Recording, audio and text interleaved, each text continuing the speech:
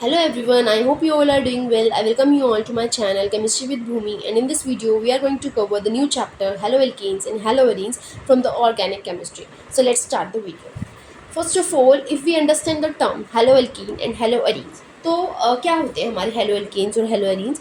तो अगर आप नाम को ऑब्जर्व करो तो क्या आ रहा है, दो वर्ड से मिलके ये वर्ड बना है हेलो और एल्केन्स। तो एल्केन सबको पता है, सिंगल बॉन्डेड वाले जो हमारे होते हैं कार्बन और हाइड्रोजन वाले, ठीक है, तो वो हमारे एल्केन्स होते हैं। अगर डबल बॉन्ड लगा दो तो एल्कीन होते हैं, अगर ट्रिपल बॉन्ड लगा दो तो एल्काइन होते हैं। फॉर एग्जाम्पल जैसे यहाँ पे मैंने लिया CH3 CH2 CH3, तो ये हमारे जितने भी कार्बन एटम्स हैं ये सिंगल बॉन्डेड है, तो ये हमारे एल्केन हो गए। सिमिलरली अगर यहाँ पे CH2 डबल बॉन्ड CH2 आता है तो ये डबल बॉन्डेड है, ठीक है, ये हमारा एल्कीन हो गया। ऐसे अगर ट्रिपल बॉन्डेड आता है तो एल्काइन हो गया। और अगर हम बात करें हेलोजन्स क्या होते हैं, अब ये हेलो जो है वो हेलोजन से आ रहा है। हेलोजन्स क्या होते हैं, हमारे फ्लोरीन हो गया, क्लोरीन हो गया, आयोडीन हो गया, ब्रोमीन हो गया, ठीक है। हमारा जो पीरियोडिक टेबल होता है उसमें जो 17th ग्रुप के एलिमेंट्स होते हैं वो सारे हमारे हेलोजन्स होते हैं, FCl BrI, ठीक है, आपने पढ़ा होगा, ठीक है। तो हेलो एल्केन्स क्या होते हैं, सिंपली जब आप एल्केन में से, ये हमारा एल्केन है, ठीक है, इस एल्केन में से आप एक हाइड्रोजन एटम निकाल के हेलोजन को डाल दो, ठीक है, एक हाइड्रोजन एटम निकाला एंड रिप्लेस कर दिया उसको हेलोजन से, तो वो हमारा हेलो एल्केन बन जाता है, ठीक है। और ऐसे हेलो एरीन्स क्या होंगे, जब आप एक रिंग लाइक स्ट्रक्चर, ठीक है, रिंग लाइक स्ट्रक्चर लोगे, ये हमारा रिंग लाइक स्ट्रक्चर है, ठीक है, सिंगल बॉन्डेड वाला रिंग लाइक स्ट्रक्चर, ये हमारा जैसे ये एरीन्स में आते हैं, ठीक है।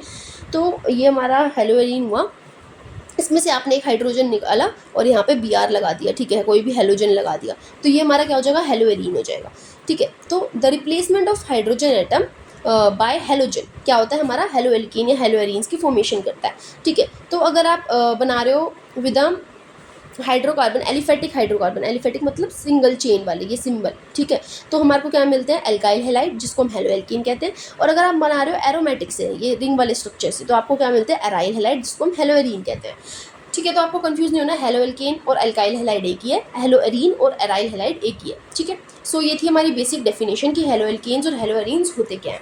अब हम बात करते हैं कुछ क्लासिफिकेशन, ठीक है, डिफरेंट टाइप्स के आपको मतलब स्ट्रक्चर्स मिलेंगे, तो आप कैसे पता करोगे कौन से क्या हैं, ठीक है। तो पहला जो हमारा क्लासिफिकेशन आती है वो आती है on the basis of number of halogens present, ठीक है। अब किसी भी आपके हमारे कोई भी स्ट्रक्चर होगा उसके अंदर एक भी हेलोजन प्रेजेंट हो सकता है, दो हेलोजन प्रेजेंट हो सकते हैं, तीन हेलोजन, ठीक है, कितने भी हेलोजन प्रेजेंट हो सकते हैं, तो उसके बेसिस पे हम क्लासीफाई करते हैं as mono, di, tri, tetra. Mono का मतलब होता है 1, di means 2, tri means 3, tetra means 4, ठीक है। सिमिलरली अगर कोई भी आपका, ये देखो ये हेलो एल्केन है, इसके अंदर हेलोजन है एक एक्स हमारी जनरल रिप्रेजेंटेशन होती है हेलोजन को रिप्रेजेंट करने के लिए, ठीक है।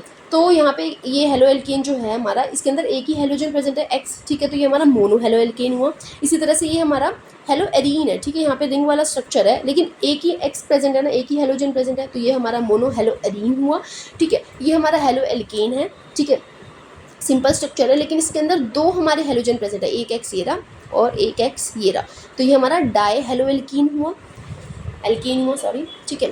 ऐसे यहाँ पे तीन हेलोजन प्रेजेंट है, ऊपर नीचे और यहाँ पे, ठीक है, तो ये हमारा ट्राई हेलो एल्केन हुआ, ठीक है। तो इस तरह से हमने क्लासीफाई कर दिया on the basis of number of halogen present, mono, di, tri, tetra.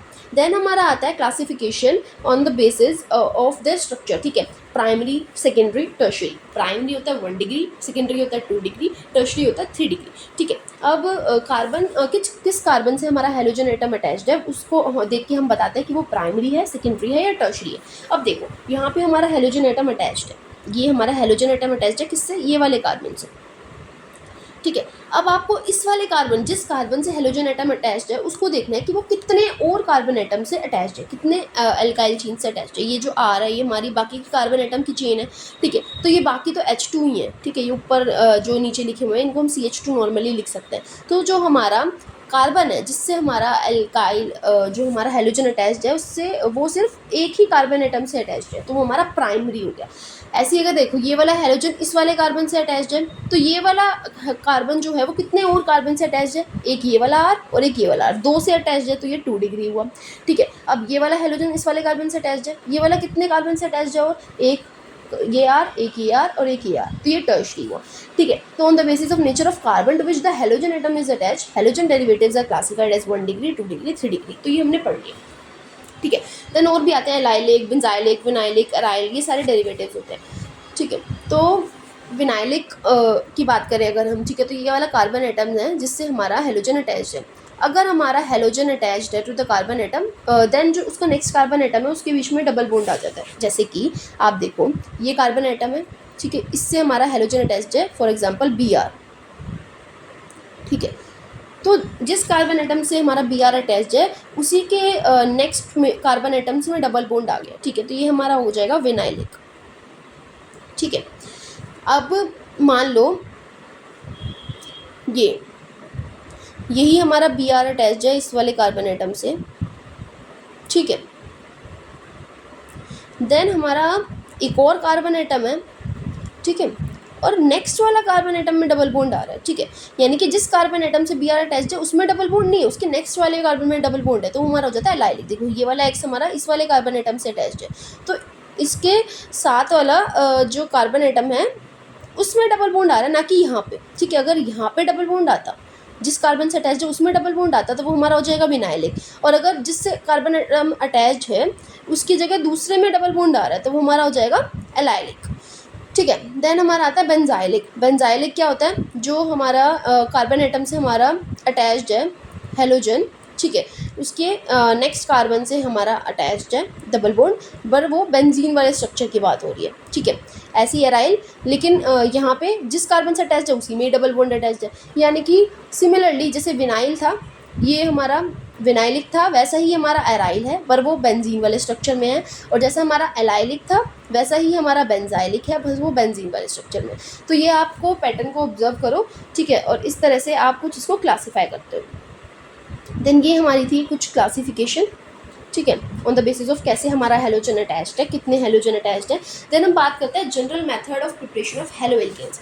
सबसे पहले हम हेलो एल्केन्स की बात करेंगे, उसके मेथड ऑफ प्रिपरेशन, उसकी प्रॉपर्टीज़ की, फिर हम हेलो एलीन्स पे आएंगे। ठीक है, तो सबसे पहले बात करते हैं कि हम हेलो एल्केन्स को कैसे प्रिपेयर करते हैं। सो जो पहला मेथड हमारा होता है हेलो एल्केन को प्रिपेयर करने का, वो होता है फ्रॉम एल्कोहल्स। एल्कोहल्स की मदद से, जो कि हमारा होता है ROH। एल्कोहल्स हमारे कौन से होते हैं, जब हमारा OH बॉन्ड अटैच्ड होता है, ठीक है, किसी भी एल्काइल चेन के साथ, तो वो हमारा एल्कोहल्स होते हैं। ROH हमारा जनरल फॉर्मूला हो गया फॉर द एल्कोहल।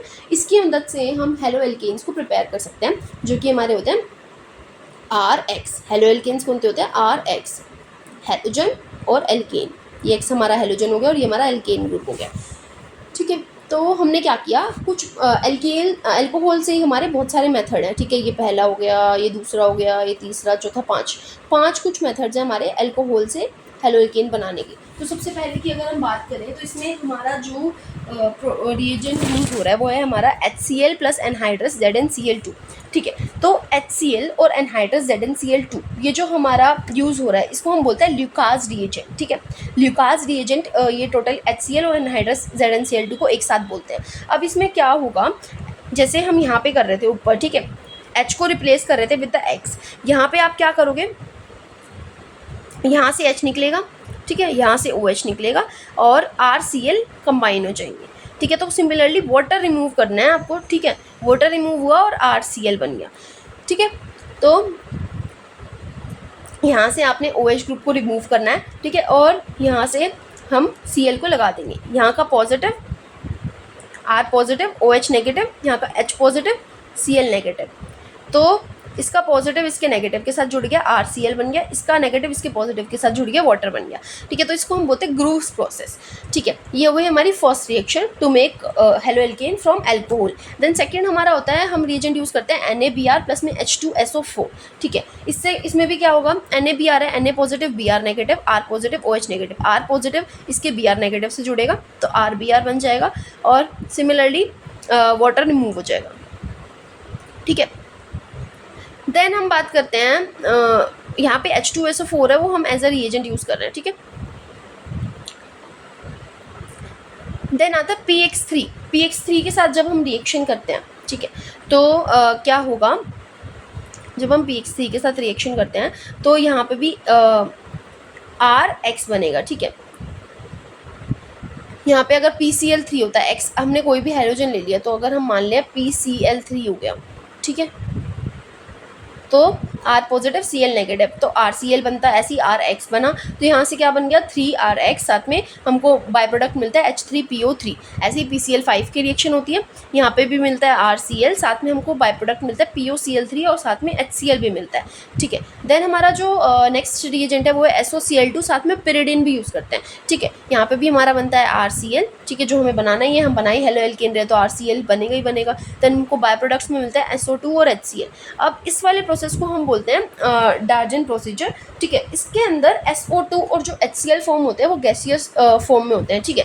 तो जो ये हमारा प्रोसेस होता है ये सबसे ज़्यादा बेस्ट प्रोसेस माना जाता है, ठीक है, for the formation of halogens, ठीक है, फ्रॉम एल्कोहल्स। हेलो एल्केन्स बनाने के लिए एल्कोहल से जो बेस्ट प्रोसेस हमारा होता है वो होता है हमारा फ्रॉम SOCl2 एंड pyridine। क्यों?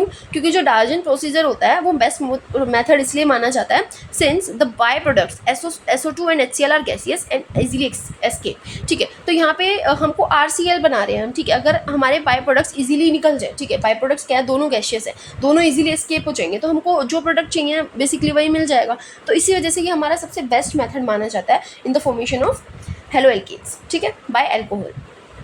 अब हम बात करें अगर ग्रूव्स प्रोसेस की, तो ग्रूव प्रोसेस में हम यहाँ पे एनहाइड्रस ZnCl2 का भी यूज़ कर रहे हैं विद HCl। क्यों यूज़ कर रहे हैं? क्योंकि जो ZnCl2 होता है वो क्या करता है, ये जो ROH बॉन्ड है, COH बॉन्ड जो बेसिकली कार्बन और OH बॉन्ड है उसको वीक कर देता है, जिसकी वजह से यहाँ पे रिएक्शन ईजी हो जाती है, ठीक है। पर अगर हम बात करें ये सिर्फ 1 डिग्री और 2 डिग्री के लिए, लेकिन 3 डिग्री जो एल्कोहल्स होते हैं उसमें ZnCl2 की रिक्वायरमेंट नहीं होती है, सिंपली आप HCl डालो और आपकी रिएक्शन हो जाएगी। ऐसा क्यों? जो टर्शरी एल्कोहल्स होते हैं वो हाईली रिएक्टिव होते हैं, ठीक है। टर्शरी एल्कोहल्स क्या होते हैं? हाईली रिएक्टिव होते हैं और वो अपने आप ही HCl के साथ ही रिएक्ट कर जाते हैं, उनको किसी भी कैटलिस्ट की रिक्वायरमेंट नहीं होती है। अब ये जो क्या है ZnCl2 क्या है, यहाँ पे कैटलिस्ट है। कैटलिस्ट क्या होता है? जो कि बेसिकली आपको रिएक्शन को ईजी करने के लिए, तेज करने के लिए यूज़ किए जाते हैं, ठीक है।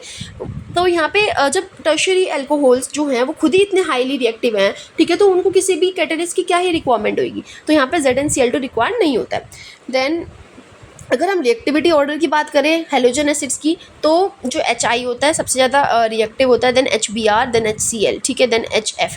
तो ये क्यों ऑर्डर आया, ठीक है। जो हमारा I होता है, अगर हम साइज़ की बात करें FCl, Br, ये जितने भी हेलोजन्स हैं इसमें सबसे बड़ा साइज़ होता है I का, देन Br का,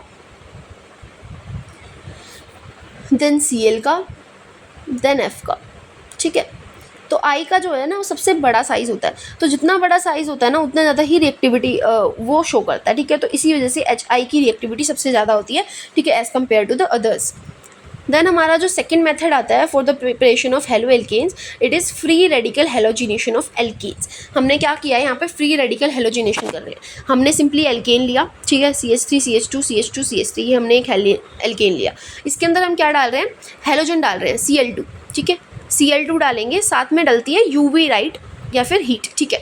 यहाँ पे हमको Cl2 के साथ में UV लाइट भी देनी पड़ेगी। इसमें क्या होगा, सिंपली हम क्या बोलते हैं, हेलो एल्केन्स कैसे बनते हैं, एक हाइड्रोजन एटम को रिप्लेस करेंगे बाय द हेलोजन। तो यहाँ हमने एक हाइड्रोजन निकाला और Cl को लगा दिया, क्लोरीन को लगा दिया, तो क्या बना CH3 CH2 CH2 Cl।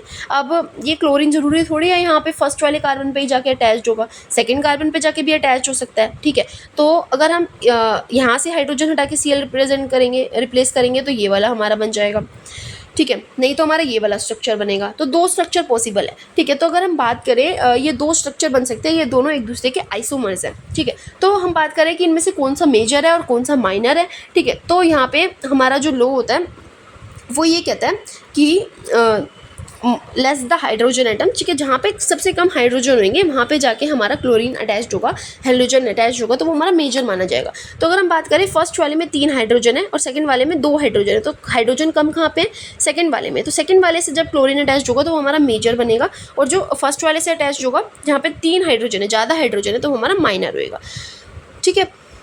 तो ये हो गए हमारे मेजर एंड माइनर स्ट्रक्चर्स, ठीक है। देन हम बात करते हैं next, addition of hydrogen halides on alkenes.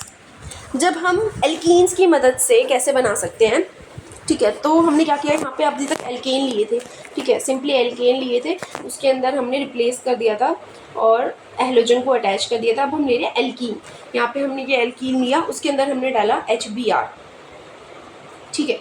और HBr में यहाँ पे क्या होगा, बी आर को अटैच करोगे।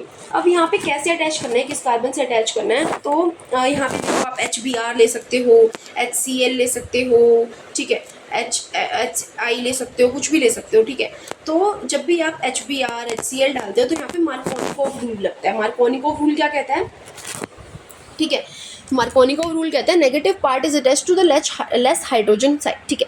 नेगेटिव पार्ट जो है एच सी एल या एच बी आर में नेगेटिव पार्ट क्या है, C L negative, B R negative, है ना। अगर हम एच बी आर की बात करें अभी यहाँ पे, तो एच बी आर के अंदर हमारा नेगेटिव पार्ट क्या है, बी आर नेगेटिव, ठीक है। तो नेगेटिव पार्ट किससे अटैच होगा, लेस हाइड्रोजन साइड से हमारा नेगेटिव पार्ट अटैच होगा, ठीक है। तो अगर हम बात करें इस वाले कार्बन की, तो इस वाले कार्बन में 2 हाइड्रोजन लगे हैं, एक ये वाला हाइड्रोजन और एक ये वाला हाइड्रोजन। सिमिलरली इस वाले कार्बन पे 3 हाइड्रोजन है, 1 2 3। इस वाले कार्बन पे सिर्फ 1 हाइड्रोजन है, 1 यहाँ पे। तो सबसे कम हाइड्रोजन किस पे है, इस वाले कार्बन पे है, ठीक है। तो नेगेटिव पार्ट जो बी आर है वो कहाँ अटैच होगा, less hydrogen side. Less hydrogen किस पे, इस वाले कार्बन पे है, तो इसी से ही हमारा अटैच होगा बी आर, ठीक है। यहाँ हमने लगा दिया बी आर। और positive part is attach to more hydrogen side. More hydrogen किस पे है, इस पे है, ठीक है। तो ये तो फुली है इस पे, तो यहाँ पे हमारा हाइड्रोजन लग जाएगा, जिसकी वजह से ये बॉन्ड सिंगल हो जाएगा और ये हमारा कंपाउंड बन जाएगा, ठीक है। तो ये हमारा मार्कोनिकोव रूल कहता है। मार्कोनिकोव रूल ये कहता है कि नेगेटिव पार्ट लेस हाइड्रोजन वाले कार्बन पे लगेगा और पॉजिटिव पार्ट मोर हाइड्रोजन वाले कार्बन पे लगेगा, ठीक है। तो इस तरह से हमने ये स्ट्रक्चर बना लिया, ठीक है। अब अगर हम बात करें, अगर हम डालते हैं एच बी आर के साथ पैरोक्साइड, ठीक है, एच बी आर के साथ अगर हम पैरोक्साइड डाल दें तो एंटी मार्कोनिकोव रूल लगता है, अपोजिट, यानी कि नेगेटिव पार्ट अब की बार कहाँ लगेगा, मोर हाइड्रोजन साइड, ठीक है। लेकिन आपको ध्यान क्या रखना है कि जब भी आप पैरोक्साइड डालोगे तो वो सिर्फ एच बी आर के साथ डल सकती है। ऐसा नहीं है कि आप एच सी एल पैरोक्साइड डाल के एंटी मार्कोनिकोव रूल लगा रहे हो, या फिर एच आई पैरोक्साइड डाल के एंटी मार्कोनिकोव रूल लगा रहे हो, ऐसा नहीं होगा। पैरोक्साइड जो है वो सिर्फ एच बी आर के साथ ही डलेगी और एंटी मार्कोनिकोव रूल अप्लाई होगा, ठीक है। अब यहाँ पे अगर एंटी मार्कोनिकोव रूल लगाएं तो नेगेटिव पार्ट किसके साथ जाएगा, मोर हाइड्रोजन साइड। अब मोर हाइड्रोजन किस पे है, सबसे कोने वाले पे, ठीक है। अगर हम बात करें तो इस पे है, ठीक है। तो यहाँ पे हमने लगा दिया बी आर, ये हमने लगा दिया बी आर, ठीक है। सिंपली यहाँ पे लगा दिया हमने बी आर अगर, ठीक है। और हाइड्रोजन हमने लगा दिया लेस हाइड्रोजन पे यहाँ पे, ठीक है। ये हो गया हमारा सिंगल बॉन्ड, ठीक है। तो यहाँ हमारा लग गया बी आर। तो ये था हमारा anti Markovnikov rule. Then move करते हैं हमारी नेम रिएक्शन पे। हमारी जो फर्स्ट नेम रिएक्शन है वो है हमारी फिंकलस्टीन रिएक्शन। फिंकलस्टीन रिएक्शन होती है, वो होती है हमारी आर आई बनाने के लिए, ठीक है। और हमारी स्वार्ट्स रिएक्शन जो होती है वो होती है आर एफ बनाने के लिए, ठीक है। तो ये जो नेम रिएक्शंस हैं ये स्पेसिफिकली सिर्फ आर आई बनाने के लिए फिंकलस्टीन यूज़ होती है, और स्वार्ट्स होती है फ्लोरीन वाला बनाने के लिए, एफ बनाने के लिए। तो एफ एफ नहीं होएगा, ठीक है। इस तरह से याद रख सकते हो, फिंकलस्टीन एफ वाला आई बनाएगा और दूसरा वाला एफ बनाएगा, ठीक है। तो फिंकलस्टीन रिएक्शन में क्या हो रहा है, आपने आर एक्स लिया, ठीक है, और उसके अंदर आप डालोगे NaI प्लस में एसीटोन। NaI और एसीटोन डालेंगे तो यहाँ पे X से I रिप्लेस कर देगा, X को I रिप्लेस कर देगा। RX लेंगे, यहाँ पे हमने ऑलरेडी एक हेलो एल्केन लिया है, ठीक है, जिसके अंदर जैसे RX हमने कोई भी हेलो एल्केन लिया, जैसे यहाँ पे XCl भी हो सकता है, Br भी हो सकता है, जैसे हमने लिया RCl। इसके अंदर सिंपली आप क्या कर रहे हो, एक हेलोजन से दूसरे हेलोजन को रिप्लेस कर रहे हो। अगर आपको सिंपली एक ऐसा हेलोजन चाहिए जिसके अंदर R वाला हेलोजन ही आपको जैसे कि आपको यहाँ पे रिएक्शन गिवन है कोई भी CH3 CH2 Br, ठीक है। और अब आप चाहते हो कि यहाँ पे आपको ये रिएक्शन मिल जाए CH3 CH2 I, ठीक है। आपको सिंपली RI बनाना है, ठीक है, किसी भी RBr RCl से। तो आप फिंकलस्टीन रिएक्शन का यूज़ करोगे तो आप क्या डालोगे, NaI और एसीटोन डाल दोगे। सिंपली यहाँ पे NaI और एसीटोन डालोगे और आपको यहाँ पे Br से I को रिप्लेस कर दोगे, ठीक है। तो ये आपकी रिएक्शन हो जाती है। स्वार्ट्स रिएक्शन किस लिए होती है, सिंपली किसी भी Br, ठीक है, या फिर Cl को आपको अगर F से रिप्लेस करना हो, ठीक है, आपको I की जगह अब यहाँ पे क्या चाहिए, F चाहिए, तो रिएजेंट हमारा डिफरेंट हो जाएगा। रिएजेंट अब क्या होगा हमारा AgF, ठीक है, और या फिर Hg2F2 COF2 SbF3, ये कोई भी रिएजेंट आप यूज़ कर सकते हो फॉर द स्वार्ट्स रिएक्शन। यहाँ पे हमको बाय प्रोडक्ट क्या मिलता है, AgBr मिलता है, यहाँ पे आपको बाय प्रोडक्ट क्या मिलता है, NaX मिलता है, ठीक है। अब अगर आपको जैसे याद नहीं रह रहा है कि यहाँ पे AgF डाल रहे हो, ठीक है, तो आप इसको कैसे ईजी वे में याद कर सकते हो। स्वार्ट्स रिएक्शन है, ठीक है। तो यहाँ पे वोर आ रहा है, देखो वोर, स्वार्ट्स में वोर आ रहा है, तो वोर में क्या होगा, आग लग गई, ठीक है। तो आग लग गई, फायर लग गई, तो Ag से आग, F से फायर, AgF, आग फायर। स्वार्ट्स रिएक्शन वोर से आपको कैसे याद रहेगा, AgF, ठीक है। और ये तो सिंपल ही है, रिएजेंट NaI और एसीटोन, ठीक है, ये तो आपको होपफुली याद ही रहेगा, ठीक है। So let's move ahead. Then next हमारी रिएक्शन है हंस डिकर रिएक्शन। हंस डिकर रिएक्शन में क्या होता है, हमारा हमने लिया है एक CH3COOAg, ठीक है। यहाँ पे ये रिएक्शन आपकी अभी NCERT बेसिस से तो रिक्वायर्ड नहीं है, ठीक है, बट फिर भी मैं आपको बता देती हूँ। CH3COOAg आपने लिया, ठीक है। इसके अंदर अगर आप Br2 और CCl4 डालेंगे, Br2 और CCl4 डालेंगे, तो सिंपली ये पूरा COOAg रिप्लेस हो जाएगा और यहाँ पे Br लग जाएगा, CH3 के साथ हमारा Br लग जाएगा। देन बाई प्रोडक्ट्स में आपको AgBr और CO2 मिल जाएंगे, ठीक है। देन हम बात करते हैं कुछ फिजिकल प्रॉपर्टीज़ की ऑफ हेलो एल्केन्स, ठीक है। अगर हम फिजिकल प्रॉपर्टीज़ की बात करें तो पहला आता है हमारा बॉइलिंग पॉइंट। तो बॉइलिंग पॉइंट ऑर्डर की अगर हम यहाँ पे बात कर रहे हैं, ठीक है, बॉइलिंग पॉइंट ऑर्डर में हमारा सबसे ज़्यादा जो बॉइलिंग पॉइंट होता है वो होता है हमारा RI का, देन RBr का, देन RCF का, देन RF का, ठीक है। ऐसा क्यों हो रहा है, I का साइज़ मैंने बताया था आपको सबसे ज़्यादा होता है, ठीक है। Then Br, then Cl, then F, ठीक है। तो इसका साइज़ सबसे ज़्यादा है, ठीक है, तो इसका बॉइलिंग पॉइंट उसी वजह से, इसके साइज़ की वजह से ज़्यादा हो रहा है। तो बॉइलिंग पॉइंट जो होता है वो इसका साइज़ बड़े होने की वजह से ज़्यादा हो गया। अब अगर हम बात करें CH3 CH2 ट्वाइस CH3Br, ठीक है, यहाँ पे Br जो है वो इस वाले कार्बन से अटैच्ड है, ठीक है। ये 1 डिग्री है, ये 2 डिग्री है, ये 3 डिग्री है। अगर हम स्ट्रक्चरल बेसिस पे बात करें तो 1 डिग्री का बॉइलिंग पॉइंट सबसे ज़्यादा होता है, देन 2 डिग्री का होता है, एंड देन 3 डिग्री का होता है, ठीक है। यहाँ पे सबसे ज़्यादा बॉइलिंग पॉइंट हमारा आएगा 1 डिग्री का, देन 2 डिग्री का, देन 3 डिग्री का। देन यहाँ पे ये हमारा हेलोजन है और ये हमारा नॉर्मली एक एल्केन है, ठीक है। तो हेलो एल्केन्स जो होते हैं हमारा, उनका हायर बॉइलिंग पॉइंट होता है as compare to normal alkanes. क्यों, क्योंकि जो हेलो एल्केन्स होते हैं वो पोलर मॉलिक्यूल्स होते हैं, ठीक है, उनमें डाइपोल डाइपोल फोर्सेस आ जाते हैं, ठीक है, और उसमें स्ट्रॉन्ग बॉन्डिंग होती है between the halogen and alkane. तो इस वजह से नॉर्मल हमारे जो एल्केन्स होते हैं उनके कंपेरिजन में हेलो एल्केन्स का जो बॉइलिंग पॉइंट होता है ज़्यादा होता है due to the strong London forces, ठीक है।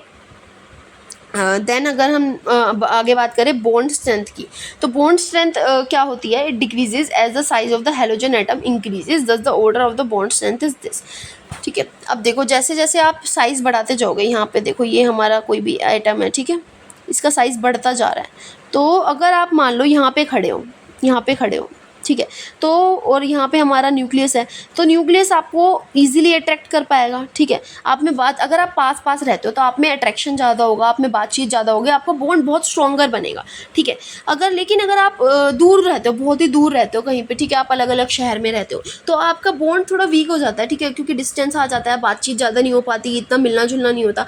तो जितना ज़्यादा पास रहोगे, जितना ज़्यादा डिस्टेंस कम होगा, जितना ज़्यादा साइज़ कम होगा, उतनी ज़्यादा ही बॉन्ड स्ट्रेंथ होगी, ठीक है। तो bond strength decreases the size of halogen atom increases, जितना ज़्यादा डिस्टेंस बढ़ता जाता है बॉन्ड स्ट्रेंथ हमारी कम होती जाती है, ठीक है। तो इस तरह से आप इसको समझ सकते हो। देन बात आती है डाइपोल मोमेंट की। Dipole moment decreases as the electronegativity of the halogen decreases. अगर हम बात करें कि इलेक्ट्रोनेगेटिविटी की, तो इलेक्ट्रोनेगेटिविटी क्या होती है, इलेक्ट्रोनेगेटिविटी बेसिकली होती है किसी भी एक एटम की ability to attract the electrons, ठीक है। अगर कोवेलेंट बॉन्ड के अंदर, ठीक है, कोवेलेंट बॉन्ड अगर हमारा है, ठीक है, जैसे कि हमारा H2O है, ठीक है, ये कोवेलेंट बॉन्ड बना रहा है, ठीक है। तो इसके अंदर किसी भी एटम की एबिलिटी, ठीक है, किसी भी एटम की ability to attract the electron pairs, ठीक है, यहाँ पे ऑक्सीजन की या फिर हाइड्रोजन की जो एबिलिटी है ऑक्सीजन पेयर्स को अट्रैक्ट करने की, ठीक है, वो हमारी क्या होती है, इलेक्ट्रोनेगेटिविटी होती है। इलेक्ट्रोनेगेटिविटी में क्या होता है, जो मोर इलेक्ट्रोनेगेटिव एटम होता है, ठीक है, वो अपनी तरफ इलेक्ट्रॉन पेयर को खींच लेता है और उसके ऊपर पार्शियली नेगेटिव चार्ज आ जाता है, और जो लेस रिएक्टिव मेटल होता है वो दे देता है, तो उसके ऊपर पार्शियली पॉजिटिव चार्ज आ जाता है, ठीक है। तो इलेक्ट्रोनेगेटिविटी में ये होता है। अब अगर हम बात करें डाइपोल मोमेंट की, तो डाइपोल मोमेंट क्या होता है, वो बताता है separation of positive and negative charges. ये जो पॉजिटिव और नेगेटिव चार्ज है इनके बीच में कितना ज़्यादा सेपरेशन है वो हमारा बताता है डाइपोल मोमेंट। ठीक है, तो अब क्या हो रहा है, डाइपोल मोमेंट है वो डिक्रीज होता है एज द इलेक्ट्रोनेगेटिविटी डिक्रीजेज। जैसे जैसे इलेक्ट्रोनेगेटिविटी कम होगी उतना ज़्यादा डाइपोल मोमेंट कम होगा। यानी कि अगर मान लो इलेक्ट्रोनेगेटिविटी इंक्रीज होगी तो डाइपोल मोमेंट डिक्रीज होगा। अगर मान लो इलेक्ट्रोनेगेटिविटी इंक्रीज हो रही है, अगर किसी की इलेक्ट्रोनेगेटिविटी बहुत ज़्यादा है, ठीक है, अगर बहुत ज़्यादा है तो वो बहुत ही ज़्यादा एटम को अपनी तरफ अट्रैक्ट करेगा। जितना ज़्यादा एटम को अपनी तरफ अट्रैक्ट करेगा उतना ही वो दूर ले जा सकता है उसको। ठीक है, उतना ही डिस्टेंस बढ़ जाएगा उनके बीच में। ठीक है, यहाँ पे दो अगर मान लो कोई भी एटम है, ठीक है, उनके बीच में इलेक्ट्रोनेगेटिविटी डिफरेंस है, तो जो ज़्यादा इलेक्ट्रोनेगेटिव है वो अपनी तरफ एटम को बहुत ज़्यादा पुल करेगा। ठीक है, ड्यू टू हाई इलेक्ट्रोनेगेटिविटी। ठीक है, अगर कम होगी तो कम ही पुल कर पाएगा, तो ज़्यादा डिस्टेंस नहीं हो पाएगा। लेकिन अगर ज़्यादा इलेक्ट्रोनेगेटिविटी है तो ज़्यादा पुल कर पाएगा, तो ज़्यादा डिस्टेंस होगा। तो डाइपोल मोमेंट क्या होता है, डिस्टेंस ही बताता है between positive and negative charges. तो जितना ज़्यादा डाइपोल मोमेंट डिक्रीज होगा उतना ज़्यादा इलेक्ट्रोनेगेटिविटी डिक्रीज होगी, जितना ज़्यादा इंक्रीज होगा उतनी ज़्यादा इलेक्ट्रोनेगेटिविटी इंक्रीज होगी। तो ये डायरेक्टली प्रोपोर्शनल होते हैं। देन हम बात करें halo alkanes, though polar but are insoluble in water as they do not form hydrogen bonding with water. अब जो हमारे हेलो एल्केन्स होते हैं, ठीक है, ये पोलर होते हैं। हेलो एल्केन्स क्या होते हैं, पोलर होते हैं। ठीक है, इलेक्ट्रोनेगेटिविटी डिफरेंस आता है, पोलैरिटी शो करते हैं, डाइपोल डाइपोल मोमेंट होता है। ठीक है, पोलर होते हैं। अब जो जितने भी पोलर सब्सटेंसेस होते हैं वो जनरली सॉल्युबल होते हैं वाटर में। लेकिन अगर हम बात करें हेलो एल्केन्स की, तो वो पोलर तो होते हैं लेकिन वो इनसॉल्युबल होते हैं वाटर में। अब ऐसा क्यों हो रहा है, क्योंकि जो वाटर है वो बहुत ही हाईली पोलर होता है। ठीक है, वाटर की जो पोलैरिटी होती है वो बहुत ज़्यादा होती है as compare to the halo alkanes. तो जो बहुत ज़्यादा डिफरेंस आ जाता है ना पोलैरिटी की वजह से, तो जो हमारे हेलो एल्केन्स होते हैं वो वाटर में मिक्स नहीं हो पाते हैं। ठीक है, इनसॉल्युबल हो जाते हैं इसलिए। अब क्या हो रहा है, halo alkanes though polar are insoluble in water as they do not form hydrogen bonding with water. अगर वो वाटर में मिक्स ही नहीं हो पा रहे हैं तो वो हाइड्रोजन बॉन्डिंग कैसे बनाएंगे। ठीक है, और क्यों हो रहा है ऐसा, due to the high electronegativity difference, क्योंकि वाटर की जो हमारी इलेक्ट्रोनेगेटिविटी होती है वो बहुत ही ज़्यादा होती है as compare to halo alkanes. Then हम बात करते हैं डेंसिटी ऑर्डर की। तो डेंसिटी ऑर्डर क्या होता है, आर आई का सबसे ज़्यादा होता है। हमारा आर आई जो होता है उसका साइज़ बड़ा होता है, तो इसी वजह से उसकी डेंसिटी बड़ी होती है। जितना ज़्यादा मास होएगा उतनी ज़्यादा डेंसिटी होगी। डेंसिटी क्या होता है, मास अपॉन वॉल्यूम। तो जितना बड़ा साइज़ होगा उतना बड़ा मास होगा, उतनी ज़्यादा डेंसिटी होगी। तो इसी तरह से ही हमने ऑर्डर लिख दिया। अब हमको पता है जितना ज़्यादा मास होगा उतना ज़्यादा ही हमारा डेंसिटी होगी। लेकिन अब यहाँ पे अगर आप देखो तो C2H5 जो इथाइल आयोडाइड है इसका मास ज़्यादा है। ठीक है, ज़्यादा कार्बन एटम अटैच्ड है, ज़्यादा मास होगा, तो इसमें डेंसिटी कम क्यों है as compare to the methyl iodide. तो यहाँ पे क्या है ना कि अगर हम बात करें तो हम सिर्फ मास को नहीं देख सकते। यहाँ पे जो मिथाइल आयोडाइड होता है उसका वॉल्यूम बहुत ही कम हो जाता है, बहुत ही कम हो जाता है, जिसकी वजह से मास को हम कंपेयर कर ही नहीं पा रहे हैं। ठीक है, तो यहाँ पे वॉल्यूम की वजह से जो CH3I है उसकी डेंसिटी ज़्यादा हो जाती है एज़ कम्पेयर टू C2H5I। ठीक है, देन ये थी हमारी कुछ फिजिकल प्रॉपर्टीज़ हेलो एल्केन्स की। अब हम बात करते हैं केमिकल प्रॉपर्टीज़ के बारे में, केमिकल रिएक्शंस के बारे में। ठीक है, तो जो सबसे पहली केमिकल रिएक्शन आती है हमारी हेलो एल्केन्स की वो होती है nucleophilic substitution reaction. Nucleophilic substitution reaction. अब आप वापस से नाम की तरफ गौर करो। ठीक है, न्यूक्लियोफिलिक सब्स्टिट्यूशन रिएक्शन, यहाँ से आपको देखने को क्या मिल रहा है, सबसे पहले तो सब्स्टिट्यूशन। सब्स्टिट्यूशन क्या होता है, ठीक है, किसी भी रिएक्शन में अगर आप एक फंक्शनल ग्रुप को दूसरे फंक्शनल ग्रुप से रिप्लेस कर देते हो तो क्या बोलते हो, यहाँ पे हमने सब्स्टिट्यूशन की। Substitution means replacement. ठीक है, अब दूसरी क्या बोल रहे हैं हम यहाँ पे, न्यूक्लियोफिलिक, तो न्यूक्लियोफाइल की रिप्लेसमेंट हो रही है। ठीक है, तो यहाँ पे क्या होगा, सब्स्टिट्यूशन हो रही है, न्यूक्लियोफाइल की रिप्लेसमेंट हो रही है। ठीक है, तो हम देखते हैं, ये हमने लिया एक न्यूक्लियोफाइल। ठीक है, ये हमारा हो गया हेलो एल्केन। ठीक है, हेलोजन लगा है एल्केन में। ठीक है, अब यहाँ पे क्या हो रहा है, सब्स्टिट्यूशन। अभी हमने बात करी सब्स्टिट्यूशन मतलब रिप्लेसमेंट, यानी कि हेलोजन ग्रुप को हम न्यूक्लियोफाइल से रिप्लेस कर देंगे। तो यहाँ पे X को हमने रिप्लेस किया विद द न्यूक्लियोफाइल, तो क्या बना CNU, और X हमारा साइड में आ गया। तो ये हमारी क्या हो गई, न्यूक्लियोफिलिक सब्स्टिट्यूशन रिएक्शन। ठीक है, अब ये हमारी दो तरह की होती है। उनकी बात करने से पहले हम बेसिक सब्स्टिट्यूशन रिएक्शन के बारे में पढ़ लेते हैं। यहाँ पे हमने क्या किया, CX लिया, C2H5Br, एक नॉर्मल हेलो एल्केन लिया। ठीक है, तो हम यहाँ पे अब न्यूक्लियोफाइल्स डालेंगे, KOH, NH3, KCN, AgCN, बहुत सारी रिएक्शंस हमको पढ़नी है। ठीक है, तो बेसिकली आपको क्या करना है, यहाँ पे C2H5 पॉजिटिव है कि Br नेगेटिव है। ठीक है, तो यहाँ पे ये वाला जो हेलोजन ग्रुप है आपको इसको रिप्लेस करना है with the negative part of this. इनके जितने भी नेगेटिव पार्ट होंगे ना उससे आपको Br को रिप्लेस कर देना है। अब यहाँ पे K पॉजिटिव, OH नेगेटिव है। ठीक है, तो यहाँ पे हमने क्या किया था, X नेगेटिव को न्यूक्लियोफाइल नेगेटिव से रिप्लेस कर दिया था, ठीक है। तो यहाँ पे भी हम क्या करेंगे, Br नेगेटिव को इसकी न्यूक्लियोफाइल से OH से रिप्लेस कर देंगे, तो क्या बनेगा C2H5OH और KBr बच जाएगा, ठीक है। NH3 में हमारा H पॉजिटिव होगा, एसिडिक होगा, H पॉजिटिव और NH2 नेगेटिव, तो यहाँ पे नेगेटिव पार्ट क्या है, NH2 नेगेटिव, तो ये यहाँ पे जुड़ जाएगा, तो क्या बनेगा C2H5NH2, ठीक है। इसी तरह से अगर आप इसके डिफरेंट आइसोमर्स भी बना सकते हैं, ठीक है। देन हमारा आता है KCN और AgCN। अगर आप बात करें KCN और AgCN की, तो यहाँ पे भी Br नेगेटिव CN नेगेटिव से रिप्लेस हो रहा है, ठीक है। बट यहाँ पे अगर आप डिफरेंस देखें तो क्या दिख रहा है आपको, KCN में हमारा कार्बन से बॉन्ड जुड़ा है, CN लगा है, और AgCN वाले में हमारा नाइट्रोजन से बॉन्ड जुड़ा है, NC लगा है। अब ये डिफरेंस क्यों आया है, अब इसके बारे में, ये क्वेश्चन बहुत ही ज़्यादा पॉपुलर है, ठीक है, आपके बोर्ड एग्जाम्स में पक्का आ सकता है, तो आप इसको अच्छे से समझ लो। जो हमारा KCN है, ठीक है, KCN जो है ये हमारा आयनिक बॉन्ड है। उससे पहले आप समझते हैं कि एम्बिडेंट न्यूक्लियोफाइल क्या होता है, ठीक है। एम्बिडेंट न्यूक्लियोफाइल क्या होता है, एम्बिडेंट न्यूक्लियोफाइल एक ऐसा न्यूक्लियोफाइल होता है जो कि दोनों तरफ से मतलब रिएक्शन कर सकता है। जैसे कि अगर मान लो ये KCN है, ठीक है, तो यहाँ से भी हमारा जो है वो न्यूक्लियोफाइल रिएक्ट कर सकता है, और इस साइड से भी हमारा न्यूक्लियोफाइल रिएक्ट कर सकता है, ठीक है। दोनों तरफ से, बैक साइड से और फ्रंट साइड से, दोनों तरफ से अगर वो रिएक्शन कर सकता है तो वो हमारा एम्बिडेंट न्यूक्लियोफाइल कहलाता है, ठीक है। अब हम बात करें KCN और AgCN की, तो जो KCN होता है ये हमारा आयनिक बॉन्डिंग दिखाता है, आयनिक होता है, ठीक है। तो K पॉजिटिव बनेगा, आयनिक बॉन्डिंग कैसे होती है, K पॉजिटिव और CN नेगेटिव।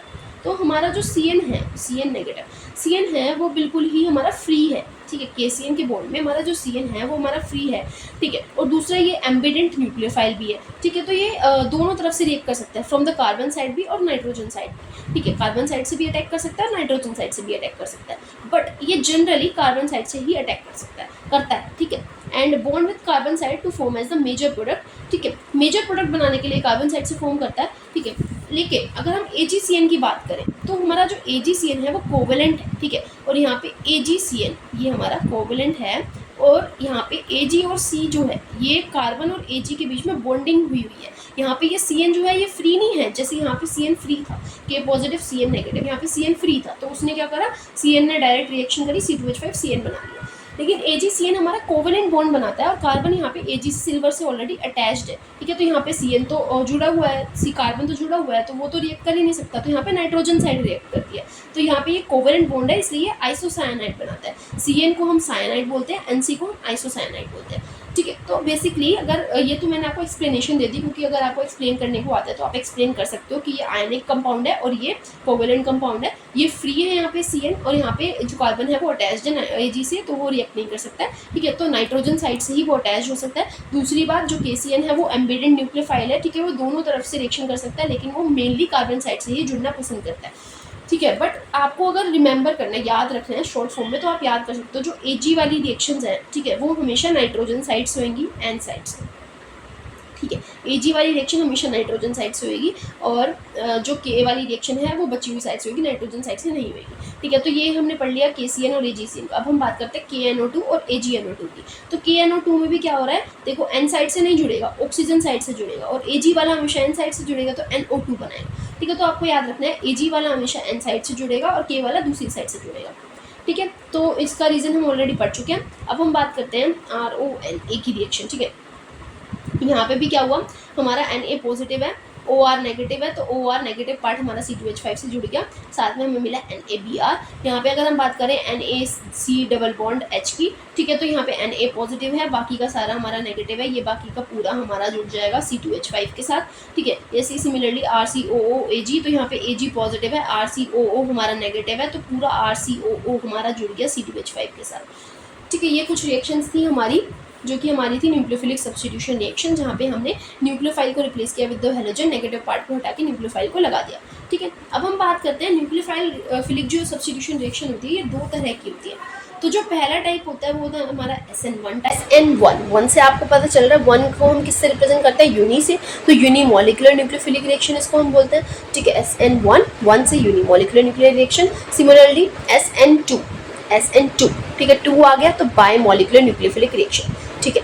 और इसी नाम से ही 1 और 2 से ही आपको याद रखना है SN1 है, ठीक है, तो यानी कि ये फर्स्ट ऑर्डर रिएक्शन होगी, ठीक है, फर्स्ट ऑर्डर रिएक्शन। और SN2 है 2 यानी कि सेकेंड ऑर्डर रिएक्शन होगी, ठीक है। अब हम बात करते हैं इनके बारे में, ठीक है, एक्सप्लेनेशन करते हैं, ठीक है। तो SN1 जो होता है इसके अंदर अपोजिट क्या है कि ये 2 स्टेप में होती है। SN1 है, नाम इसका यूनिमोलिकुलर है, लेकिन ये होगी किसमें, 2 स्टेप में होगी, स्टेप में अपोजिट है, ठीक है। ऐसी SN2 है, बायमोलिकुलर है, 2 है, बायमोलिकुलर है, लेकिन होगी किसमें, एक स्टेप में होगी, ठीक है। स्टेप इसमें अपोजिट है, आपको याद रखना है, ठीक है। तो अब देखो हम बात करते हैं कि ये 2 स्टेप में कैसे हुई। अब जो हमारा सबसे पहले हमने क्या पढ़ा था, जब भी हमारी न्यूक्लियोफिलिक रिएक्शन हो रही थी, सबसे ऊपर आपने कैसे पढ़ा था कि हमारा जो ये न्यूक्लियोफिलिक सब्स्टिट्यूशन रिएक्शन है, यहाँ पे क्या करा, X नेगेटिव को आपने न्यूक्लियोफाइल से सब्स्टिट्यूट कर दिया, तो हमारा क्या हो गया, न्यूक्लियोफिलिक सब्स्टिट्यूशन रिएक्शन हो गई।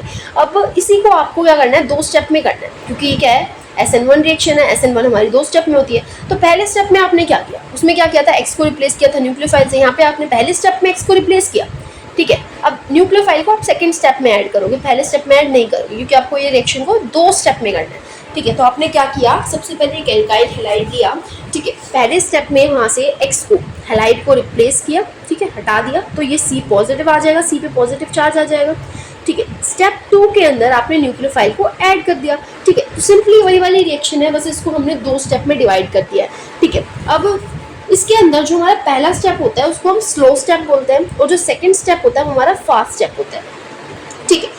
तो अब हमने ये पढ़ा हुआ है, ठीक है, हमने पढ़ा था कि जो हमारी रिएक्शन होती है वो फर्स्ट ऑर्डर जो रिएक्शन होती है वो हमारे स्लो स्टेप पे डिपेंड होती है, ठीक है। जो हमारी जो SN1 रिएक्शन है, ठीक है, ये हमारी स्लो स्टेप के बेसिस पे हम बताते हैं कि ये फर्स्ट ऑर्डर है, सेकंड ऑर्डर है, ठीक है। तो अब ये फर्स्ट ऑर्डर रिएक्शन क्यों है, क्योंकि ये स्लो स्टेप पे डिपेंड कर रही है, ठीक है। तो इसका रेट क्या हो जाएगा, it is a first order reaction, ठीक है।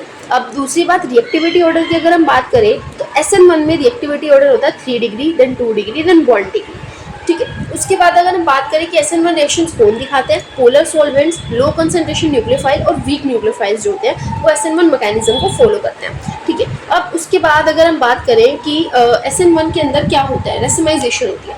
हम बात करें तो SN1 के अंदर रेसिमाइजेशन होती है और SN2 के अंदर इन्वर्जन होती है, ठीक है, इन्वर्जन होती है।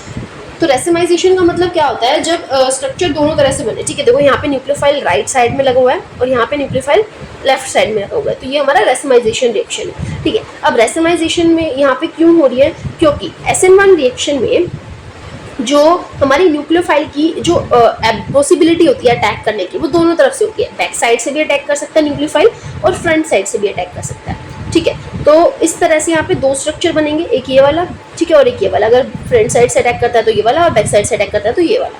तो इस वजह से यहाँ पे क्या हो रही है, रेसिमाइजेशन हो रही है। अगर हम SN2 की बात करें, ठीक है, तो SN2 में हमारी इन्वर्जन होती है। इन्वर्जन क्यों होती है, क्योंकि जो न्यूक्लियोफाइल होता है वो हमेशा बैक साइड से अटैक करता है, ठीक है। यहाँ पे क्या हो रहा है, न्यूक्लियोफाइल हमेशा पीछे की साइड से अटैक कर रहा है, ठीक है, और लग कहाँ रहा है, यहाँ पे लग गया, ठीक है। X हमारा आगे की साइड था, लेकिन न्यूक्लियोफाइल हमारा पीछे से अटैक किया और पीछे की साइड लग गया। तो पहले हमारा कार्बन के आगे X था, अब हमारा कार्बन के पीछे न्यूक्लियोफाइल लगा, तो इन्वर्जन हो गई ना, इन्वर्ट हो गया, तो इसी वजह से हम इसको बोलते हैं इन्वर्जन। तो SN1 में हमारी रेसिमाइजेशन होती है, जहाँ पे न्यूक्लियोफाइल दोनों तरफ से अटैक कर सकता है, और SN2 में हमारी इन्वर्जन होती है। SN1 में हमारा ऑर्डर क्या था, 3 degree, then 2 degree, then 1 degree. SN2 में हमारा ऑर्डर होता है opposite, 1 degree, then 2 degree, then 3 degree, ठीक है। अब SN2 के अंदर हमारा जो रेट ऑफ रिएक्शन है वो डिपेंड करता है ऑन द अटैकिंग न्यूक्लियोफाइल, ठीक है। तो ये कुछ ऑर्डर है, ये आप इनको न्यूक्लियोफाइल का ऑर्डर है, जो इसको आप याद कर सकते हो कि अगर CN अटैक करता है एज अ न्यूक्लियोफाइल तो सबसे ज़्यादा स्ट्रेंथ होगी, ठीक है, देन I की, देन OR की, देन OH की, ये आप याद कर सकते हो, ठीक है। तो और यहाँ पे कौन से ज़्यादा रिएक्ट करते हैं, non polar solvent, strong nucleophile, high concentration nucleophile. SN1 में कौन से रिएक्ट करते हैं, ठीक है, लो कंसंट्रेशन न्यूक्लियोफाइल और वीक न्यूक्लियोफाइल, और वहाँ पे SN2 में स्ट्रॉन्ग न्यूक्लियोफाइल और हाई कंसंट्रेशन न्यूक्लियोफाइल। तो हमने क्या क्या पढ़ा, SN1 1 से है, यूनिमोलिकुलर, 2 स्टेप में होएगा, पहले स्टेप में स्लो रिएक्शन होगी, दूसरे स्टेप में फास्ट रिएक्शन होगी।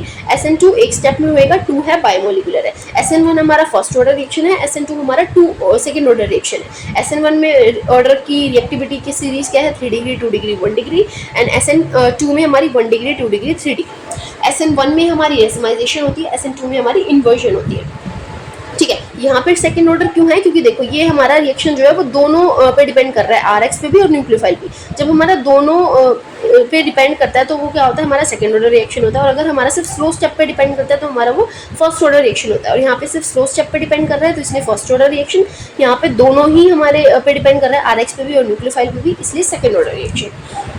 ठीक है, तो ये हमने पढ़ लिया SN1 और SN2 के मैकेनिज्म के बारे में। अब यहाँ पे कुछ एग्जांपल दे रखा है, क्योंकि हमने देखो पढ़ा था SN1 में ऑर्डर क्या होता है, 3 डिग्री, 2 डिग्री, देन 1 डिग्री। ठीक है, तो यहाँ पे देखो 3 डिग्री सबसे ज़्यादा है SN1 मैकेनिज्म की तरफ, देन 2 डिग्री है, देन 1 डिग्री है। ठीक है, तो इस तरह से ये एग्जाम्पल दे रखे हैं, ऐसी SN1 में 1 degree, then 2 degree, then 3 degree example दे रखे हैं, आप देख सकते हो। देन ये रेजोनेटिंग स्ट्रक्चर है बेंजाइल कार्बोकेटायन का। ठीक है, तो रेजोनेटिंग स्ट्रक्चर हम कैसे बनाते हैं। ठीक है, अगर मान लो हमें गिवन है कि इस वाले बेंजाइल कार्बोकेटायन का आप बनाओ रेजोनेटिंग स्ट्रक्चर, तो सिंपली मैं आपको बहुत ही इजी वे में बता देती हूँ, आपको ज़्यादा कुछ भी दिमाग लगाने की जरूरत नहीं है। सिंपली आपको क्या करना है, रेजोनेटिंग स्ट्रक्चर बनाने के लिए Br को रिमूव करेंगे तो क्या आएगा, CH2 पे पॉजिटिव चार्ज आएगा। ठीक है, पहला स्ट्रक्चर आपने बनाया, सिंपली Br को रिमूव किया और CH2 पे पॉजिटिव चार्ज आ गया, जैसा बेंजीन था सिमिलर बेंजीन बनाया। ठीक है, इसमें कोई चेंज नहीं है। ठीक है, इसमें कोई चेंज नहीं है, सिंपली Br हटाया तो पॉजिटिव चार्ज आ गया। अब क्या होगा, नेक्स्ट स्ट्रक्चर में 3 स्ट्रक्चर बनेंगे। ठीक है, एक में पॉजिटिव चार्ज इधर आएगा। ठीक है, एक में पॉजिटिव चार्ज इधर आएगा। ठीक है, और एक में पॉजिटिव चार्ज इधर आएगा। ये पॉजिटिव चार्ज अब पूरी बेंजीन में रोटेट करेगा। ठीक है, सबसे पहले इधर आया, फिर इधर आया और फिर इधर आएगा। ठीक है, ये वाला पहले राइट में आया, फिर नीचे आया, फिर लेफ्ट में आया। ठीक है, और लास्ट स्ट्रक्चर कैसा बनेगा, सेम ऐसा फर्स्ट स्ट्रक्चर के जैसा बनेगा। बस क्या होगा, ये डबल बॉन्ड आप एक्सचेंज कर दोगे। पहले डबल बॉन्ड इधर, इधर और इधर था, अब डबल बॉन्ड इधर, इधर और इधर आ जाएगा। ठीक है, तो फर्स्ट स्ट्रक्चर और लास्ट स्ट्रक्चर सेम होंगे, बस डबल बॉन्ड एक्सचेंज हो जाएंगे और बाकी बीच के 3 स्ट्रक्चर में हमारा पॉजिटिव चार्ज जो है वो रोटेट करता रहेगा, पहले फर्स्ट पे, फिर थर्ड पे, फिर फिफ्थ पे। ठीक है, ये हो गया हमारा कैसे हम रेजोनेटिंग स्ट्रक्चर बनाते हैं। ठीक है, अब मूव करते हैं हमारा सेकेंड रिएक्शन की तरफ, वो है हमारी elimination reaction. Basically elimination reaction यहाँ पे क्या है, बीटा एलिमिनेशन रिएक्शन है।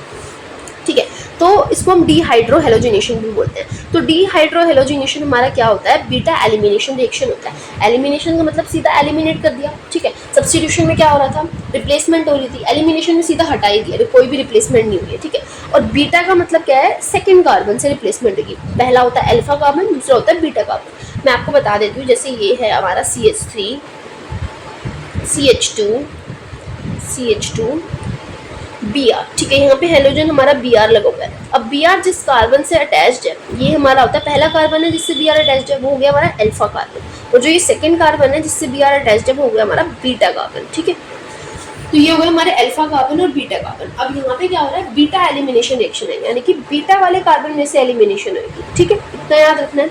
अब हम देखते हैं कैसे होता है। ठीक है, यहाँ पे CH3, CH2, CH, CH3 ये वाला Br हमें रिएक्शन दे रखी है। तो बीटा एलिमिनेशन है। ठीक है, सबसे पहले तो हमको Br को रिमूव करना है, क्योंकि एलिमिनेशन रिएक्शन है। एलिमिनेशन रिएक्शन में सबसे पहले हम Br को रिमूव करेंगे। इसमें क्या डलता है, रिएजेंट अल्कोहलिक KOH डलता है। ठीक है, सबसे पहले हमने Br हटा दिया, ये हमारा हट गया। अब बीटा एलिमिनेशन का मतलब ये है कि आपको सेकेंड कार्बन से हाइड्रोजन को रिमूव करना है। ठीक है, ये था हमारा अल्फा कार्बन, ये है हमारा बीटा कार्बन और ये भी है हमारा बीटा कार्बन। ठीक है, अब अगर आप फर्स्ट इसमें से हाइड्रोजन को रिमूव करोगे तो ये एक हाइड्रोजन गया और डबल बॉन्ड आ जाएगा, जो हमारा ये वाला स्ट्रक्चर बनेगा। ठीक है, अगर आप इसमें से हाइड्रोजन को रिमूव करोगे तो यहाँ पे डबल बॉन्ड आ जाएगा, ये वाला स्ट्रक्चर बनेगा। अब कौन सा हमारा मेजर है और कौन सा हमारा माइनर है, तो वो हम सेट्ज़ेफ रूल के अकॉर्डिंग देखते हैं। ठीक है, अब सेट्ज़ेफ रूल हमें क्या कहता है कि ये वाला क्यों है मेजर। ठीक है, क्योंकि यहाँ पे लेस हाइड्रोजन थे, यहाँ पे लेस हाइड्रोजन थे, CH2 2 हाइड्रोजन है, तो यहाँ पे अगर डबल बॉन्ड आ रहा है तो ये लेस हाइड्रोजन वाला मेजर होएगा। यहाँ पे 3 हाइड्रोजन थे, मोर आ रहा है, तो यहाँ पे ये माइनर होगा। दूसरा सेट्ज़ेफ रूल ये भी कहता है कि अगर सेंटर में बीच में आ रहा है हमारा डबल बॉन्ड, ठीक है, तो वो ज़्यादा स्टेबल होता है, इस वजह से वो मेजर कहलाएगा, और अगर कॉर्नर में आ रहा है तो वो माइनर कहलाएगा। ठीक है, तो ये हो गया हमारा सेट्ज़ेफ रूल क्या होता है। और दूसरा हमारा बीटा एलिमिनेशन में क्या होगा, एक तो हम हेलोजन को हटा देंगे, बिल्कुल एलिमिनेट कर देंगे, और बीटा कार्बन में से हाइड्रोजन को रिप्लेस कर देंगे। ठीक है, देन इसमें हमारा जो ऑर्डर होता है वो होता है 3 डिग्री, 2 डिग्री, 1 डिग्री, इसको आप याद कर लेना। ठीक है, देन आता है हमारा रिडक्शन। रिडक्शन में हम क्या कर रहे हैं, ये हमने लिया सीधा अल्काइल ग्रुप। ठीक है, अब इसके अंदर हमने डाला H2 और Ni, निकल डाला विद हाइड्रोजन एट 575 केल्विन, ठीक है। तो यहाँ पे क्या होगा, हाइड्रोजन हटेगा और सीधा हेलोजन हटेगा और सीधा हाइड्रोजन एक ऐड हो जाएगा, ठीक है। अब तक हम क्या कर रहे थे, हाइड्रोजन की जगह पे हेलोजन लगा रहे थे, इस बार हमने हेलोजन हटाया और हाइड्रोजन लगा दिया, तो क्या बना C2H6 प्लस में HBr, ठीक है। यहाँ से एक हाइड्रोजन यहाँ चला गया और एक H के साथ Br लग गया। सिमिलरली यहाँ पे आपने HI और रेड फॉस्फोरस डाला एट 420 केल्विन, यहाँ से हाइड्रोजन इसके पास चला गया, I यहाँ पे आ गया, तो I2 बन गया और साथ में C2H6 बन गया। ये थी हमारी रिडक्शन रिएक्शन। देन हम बात करते हैं reaction with metals. Reduction reaction is not that important, but reaction with metals is very important. Wurtz reaction, Fittig reaction, Wurtz Fittig reaction, Mg के साथ रिएक्शन, ये बहुत इंपॉर्टेंट है, इनको आपको नाम से भी याद करके जाना है, ठीक है। अगर हम बात करें वुड्स रिएक्शन की, वुड्स रिएक्शन के अंदर क्या होता है, RX है हमारा, ठीक है, हेलो एल्केन है, इसके अंदर हम डालेंगे sodium and dry ether, Na plus में ड्राई ईथर, हमें क्या देगा, सिंपली X हटेगा और R हो जाएगा, R हो जाएगा, एक R बच जाएगा। सिंपली कहने का मतलब ये है, अगर यहाँ पे CH3Br है, ठीक है, तो ये X जो है Br ये हट जाएगा और सिंपली जो यहाँ पे R था CH3 वही दोबारा रिपीट हो जाएगा, तो डबल हो जाएगा, यानी कि R यानी कि CH3, ठीक है।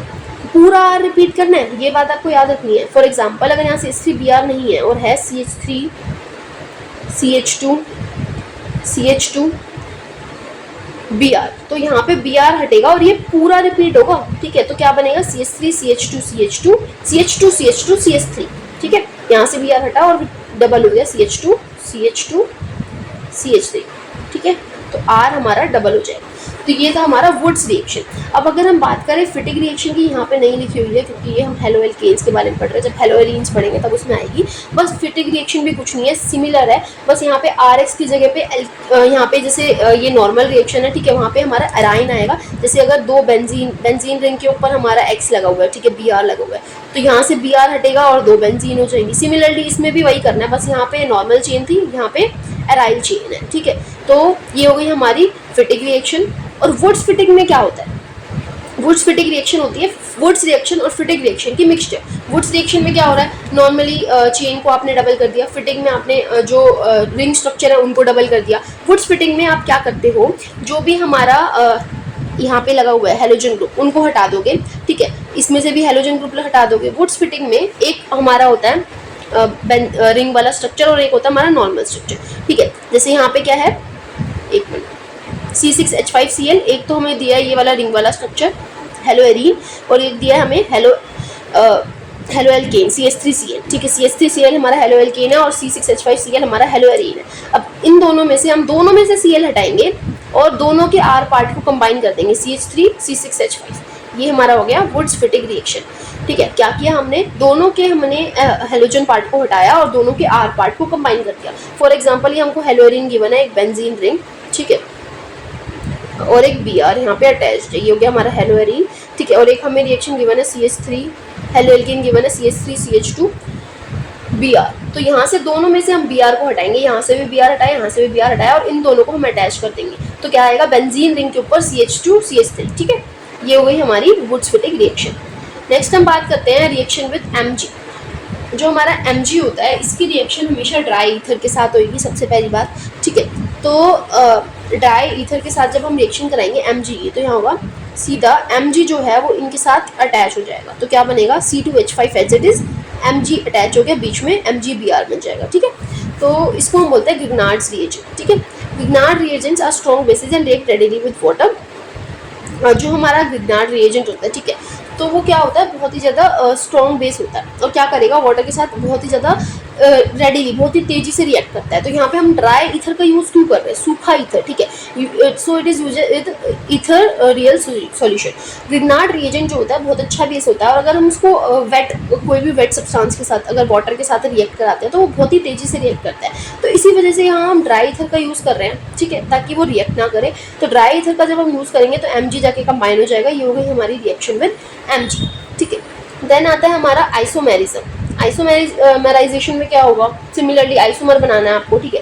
तो सिंपली अगर आपको कोई भी एक हेलो एल्केन गिवन है, ठीक है, CH3 CH2 CH2 Cl, अगर आपको इसका आइसोमर बनाना है, आइसोमर क्या होगा, Cl किसी और कार्बन पे अटैच्ड है, यहाँ पे अटैच्ड है, ठीक है, तो ये हो गया इसका आइसोमर। तो अगर आपको आइसोमर बनाना है तो आपने क्या डाला, एनहाइड्रस AlCl3 डाल दिया एट टेम्परेचर 573 केल्विन। सिंपली आपको बस इसका रिएजेंट को यूज़ करना है कि क्या यूज़ करके हम किसी भी हेलो एल्केन का आइसोमर बना सकते हैं, ठीक है। तो ये था द मेथड्स टू प्रिपेयर हमारे हेलो एल्केन्स, उनकी कुछ फिजिकल प्रॉपर्टीज़, उनके कुछ केमिकल रिएक्शंस। अब हम बात करने वाले हैं एराइल हैलाइड्स के बारे में, ठीक है। सो जो हमारा पहला मेथड है एराइल हैलाइड्स की फॉर्मेशन का, वो है by halogenation of aromatic hydrocarbon. हमारा ये एरोमेटिक हाइड्रोकार्बन है, ठीक है, सिंपली ये हमारा एरोमेटिक हाइड्रोकार्बन है, इसके अंदर हमने हेलोजिनेशन की Cl2 डाला, तो इसको डालेंगे in the presence of FeCl3 in dark, ठीक है। तो आप इसको कैसे याद कर सकते हैं, Fe के पास 3 Cl है, ठीक है, किसी को भी मतलब स्टेबल होने के लिए 4 चाहिए होते हैं, ठीक है, तो यहाँ पे से एक Cl ही अपने पास रख लेगा और एक Cl जाके बेंजीन रिंग पे जुड़ जाएगा, ठीक है, तो बेंजीन रिंग के ऊपर Cl लग जाएगा, ठीक है, ये हमारा बन जाएगा एराइल हैलाइड, साथ में HCl की फॉर्मेशन होगी, ठीक है। It is an electrophilic substitution reaction, ये क्या है, एक इलेक्ट्रोफिलिक सब्स्टिट्यूशन रिएक्शन है। नेक्स्ट हम बात करते हैं बाई साइड चेन हेलोजिनेशन। यहाँ पे क्या हो रहा है, साइड चेन हेलोजिनेशन हो रही है, ठीक है। यहाँ पे हमारा बेंजीन रिंग पे CH3 ऑलरेडी गिवन है, ठीक है, मिथाइल बेंजीन है, उसके अंदर आपने Cl2 डाला in the presence of light, sunlight के प्रेजेंस में डाला, तो यहाँ पे क्या होगा, ठीक है, एक Cl जाके इससे अटैच हो जाएगा और H हट जाएगा, H रिप्लेस करेगा, यहाँ से एक H और यहाँ से एक Cl मिलके HCl की फॉर्मेशन करेंगे, ठीक है, आप कह सकते हो, और बाकी CH2 यहाँ से और Cl यहाँ से मिलके CH2Cl बना लेगा, ठीक है। ऐसे ही कर करके जब तक हाइड्रोजन खत्म नहीं हो जाते ना, तब तक ये रिएक्शन चलती रहती है, यानी कि एक हाइड्रोजन हटेगा एक Cl लग जाएगा, एक हाइड्रोजन हटेगा एक Cl लग जाएगा, ठीक है। इसी तरह से यहाँ से एक और हाइड्रोजन हटा, एक और Cl आ गया CHCl2, फिर एक और हाइड्रोजन हटा, फिर एक और Cl आ गया Cl3, ठीक है, इस तरह से रिएक्शन चलती जाती है, ठीक है। फिर आता है फ्रॉम बेंजीन डाइजोनियम सॉल्ट, ये जो हमारा होता है ना बेंजीन रिंग पे N2Cl, ये होता है हमारा डाइजोनियम सॉल्ट, इसको हम बोलते हैं डाइजोनियम सॉल्ट, ठीक है। Benzene ring N2 positive Cl negative, ये हमारा होता है बेंजीन डाइजोनियम सॉल्ट। इसमें बहुत सारी रिएक्शंस होती हैं, ठीक है। इसमें क्या होगा, जैसे आपने CuCl और HCl को डाला, ठीक है, तो क्या होगा, ठीक है, यहाँ से बेंजीन रिंग पे Cl लग जाएगा, बेंजीन रिंग Cl लग जाएगा, ठीक है, यहाँ से सिंपली Cl लग जाएगा। CuBr को डालोगे तो बेंजीन रिंग पे Br लग जाएगा, ठीक है। CuHCl नॉर्मल डालते हो, ठीक है, तो यहाँ पे डलेगा, यहाँ पे भी सेम होएगा, बेंजीन रिंग पे Cl लग जाएगा, बेंजीन रिंग पे Br लग जाएगा। डिफरेंस क्या है, यहाँ पे आपने CuCl डाला है, यहाँ पे आपने रो Cu डाला है, यहाँ पे भी CuBr डाला है, यहाँ पे आपने हमारा रो फॉर्म ऑफ Cu डाला है, ठीक है। तो यहाँ पे डिफरेंस क्या आ रहा है कि इसको हम जब हम CuCl और CuBr डाल रहे हैं, उस रिएक्शन को हम सेंडमेयर रिएक्शन कहते हैं। जब हम ओनली Cu विद HCl और Cu विद HBr डालते हैं तो उसको हम गेटरमैन रिएक्शन कहते हैं, ठीक है, गेटरमैन रिएक्शन बोलते हैं। और रिजल्ट्स दोनों में सेम ही आएंगे, बेंजीन रिंग पे Cl लग जाएगा या बेंजीन रिंग पे Br लग जाएगा, ठीक है। देन हमारी रिएक्शन आती है, अगर हमको बेंजीन रिंग पे F लगाना है, ठीक है, तो हम क्या डालते हैं, HbF3 डालते हैं एट 273 केल्विन। यहाँ पे दो उसमें स्टेप्स में रिएक्शन होगी। सबसे पहले बेंजीन रिंग के ऊपर क्या होगा, N2 पॉजिटिव ऑलरेडी था,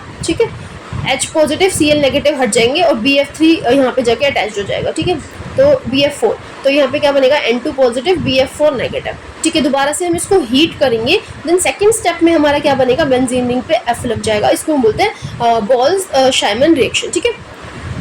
देन हमारे को अगर बेंजीन रिंग पे I लगाना है तो हम डालेंगे Ki प्लस में हीट देंगे तो बन जाएगा बेंजीन रिंग पे I प्लस में N2 प्लस में KCl, ठीक है। ये हमारी थी बेंजीन डाइजोनियम सॉल्ट्स की रिएक्शन, ठीक है। देन आता है अगर हमको फिनोल से, फिनोल क्या होता है, बेंजीन रिंग पे OH, ठीक है, ये हमारा होता है फिनोल। अगर हमें फिनोल से बनाना है, ठीक है, एराइल हैलाइड, तो हम क्या करेंगे, PCl5 डाल देंगे, तो हमारे यहाँ पे OH की जगह पे Cl लग गया, नॉर्मली बेंजीन रिंग पे Cl, ठीक है, और ये हमारे बाय प्रोडक्ट्स हैं। देन आती है हमारी फिजिकल प्रॉपर्टीज़ एराइल हैलाइड्स की, ठीक है। अब एराइल हैलाइड्स की अगर हम बात करें तो ये कलरलेस लिक्विड्स होते हैं, ठीक है, और इनका कैरेक्टरिस्टिक्स ऑर्डर होता है, लेकिन ये कलरलेस सॉलिड्स होते हैं या कलरलेस लिक्विड्स होते हैं, ठीक है, इनका कोई भी कलर नहीं होगा। सेकंड बात, boiling point generally increase with increase in the size of aryl halides, जैसे हमने वहाँ पे बात करी थी, जैसे जैसे साइज बढ़ता जाएगा उतना ज़्यादा ही उसको बॉइलिंग पॉइंट बढ़ता जाएगा, उतना ज़्यादा ही उसको ब्रेक करने में टाइम लगेगा, ठीक है। देन हम बात करें melting point of para isomer is more than ortho and meta isomer. अगर हम बात करें पैरा, ऑर्थो, मेटा, तो क्या होते हैं ये, जैसे ये है हमारा बेंजीन रिंग, ठीक है। अगर हमारा हेलोजन ग्रुप लग रहा है यहाँ पे, ठीक है, या फिर हमारा हाइड्रोजन ग्रुप लग सकता है यहाँ पे फर्स्ट पे, या फिर हमारा लग सकता है यहाँ पे, ठीक है। ये 3 टाइप्स हो सकता है। तो ये जो हमारा जब हमारा हाइड्रोजन ग्रुप यहाँ पे फर्स्ट सेकंड थर्ड पे लगता है, ठीक है, तो इसको हम बोलते हैं पैरा आइसोमर, इसको हम बोलते हैं ऑर्थो आइसोमर और इसको हम बोलते हैं मेटा आइसोमर। तो जो ये पैरा आइसोमर होता है ना, ये सबसे ज़्यादा स्टेबल होता है, देन होता है हमारा ऑर्थो, देन होता है हमारा मेटा, ठीक है। तो मेल्टिंग पॉइंट जो पैरा आइसोमर का होता है ना वो ज़्यादा होता है as compare to ortho and meta isomer, और स्टेबल भी सबसे ज़्यादा हमारा पैरा आइसोमर होता है, ठीक है। This is because of the more symmetrical nature of para isomer. जो हमारा पैरा आइसोमर होता है वो ज़्यादा सिमेट्रिकल होता है, इसी वजह से ये मोर स्टेबल होता है और इसी वजह से इसका मेल्टिंग पॉइंट भी ज़्यादा होता है, ठीक है। देन आती है हमारी केमिकल प्रॉपर्टीज एराइल हैलाइड्स की। तो सबसे पहले हमने पढ़ा था न्यूक्लियोफिलिक सब्स्टिट्यूशन रिएक्शन। अब अगर मैं आपको बता दूं आगे हमारे को इलेक्ट्रोफिलिक सब्स्टिट्यूशन रिएक्शन भी पढ़ना है, तो हमने न्यूक्लियोफिलिक सब्स्टिट्यूशन रिएक्शन की अगर हम बात करें जो हमने ऊपर पढ़ी है, ठीक है, यहाँ पे क्या हो रहा था, न्यूक्लियोफाइल अगर क्या होता है, अगर आपको कंफ्यूजन होती है न्यूक्लियोफिलिक और इलेक्ट्रोफिलिक में, तो मैं आपको बता दूं न्यूक्लियोफाइल क्या होता है, nucleus loving species. Nucleophile is nucleo means nucleus, philic होता है लविंग के लिए, ठीक है, फाइल मतलब लविंग, तो न्यूक्लियस लविंग स्पीशीज ऐसा स्पीशीज जो कि न्यूक्लियस को पॉजिटिव चार्ज को लव करता है और वो खुद नेगेटिवली चार्ज है, ठीक है। ऐसा स्पीशीज जो खुद नेगेटिवली चार्ज है और वो पॉजिटिव चार्ज को पसंद करता है, अपोजिट अट्रैक्ट्स ईच अदर, ठीक है। तो वो खुद नेगेटिव है और वो पॉजिटिव को पसंद करता है, न्यूक्लियस को लव करता है, ठीक है। तो यहाँ पे क्या हो रहा है, वो खुद नेगेटिव है, इसलिए यहाँ पे हम न्यूक्लियस को नेगेटिव चार्ज से रिप्लेस कर रहे हैं, और पॉजिटिव को लव कर रहा है इसलिए उसको पॉजिटिव के साथ लगा रहे हैं, ठीक है। ऐसे ही सिमिलरली यहाँ पे भी होगा, न्यूक्लियोफिलिक सब्स्टिट्यूशन है तो पॉजिटिव के साथ हम नेगेटिव चार्ज को लगाएंगे, न्यूक्लियोफाइल खुद नेगेटिव है वो रिप्लेस करेगा, ठीक है, नेगेटिव चार्ज को। इलेक्ट्रोफिलिक में अपोजिट होता है, वहाँ पे हम पॉजिटिव चार्ज को रिप्लेस करते हैं, ठीक है।